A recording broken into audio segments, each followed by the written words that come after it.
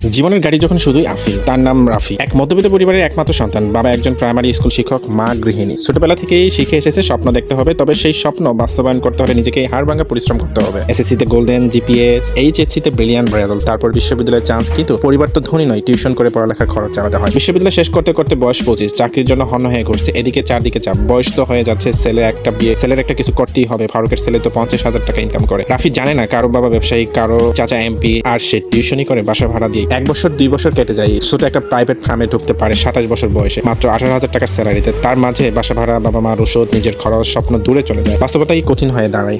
29-এ এসে রাফির বন্ধুরা বিয়ে করেছে, কেউ কেউ বাবা হয়ে গেছে। রাফি শুধু শুনে যায়, ও তো এখনো বিয়ে করলো না, সময় তো চলে যাচ্ছে, বাবা মা তো চাইছে না। কিন্তু কে বুঝবে একটা ছেলের ওয়েল এস্টাবলিশ হতে শুধু চাকরি পাওয়া নয়, চাকরির নিরাপত্তা, মাসে মাসে বাড়তি খরচ মেটানোর সামর্থ্য, নিজের একটা বাসা ভাড়া করতেও সাহস লাগে। আর বিয়ের খরচ, কার্ড ছাপানো, গেট টুগেদার, জামা কাপড়, বাসার ঘর, সবকিছু নিজের টাকায় চালাতে গিয়ে 32 থেকে 35 বছর পার হয়ে যায়। এই সময় একটা প্রপোজাল আসে। একটি পরিবারের মেয়ে রাফিকে পছন্দ করে। মেয়ের বাবা বলে, আপনি তো এখনো পুরোপুরি সেটেলড নন, মেয়ের তো সরকারি চাকরির একজনকে চাচ্ছে, আর ফ্ল্যাট আছে, যার ফ্ল্যাট আছে, গাড়ি আছে, বাড়ি আছে।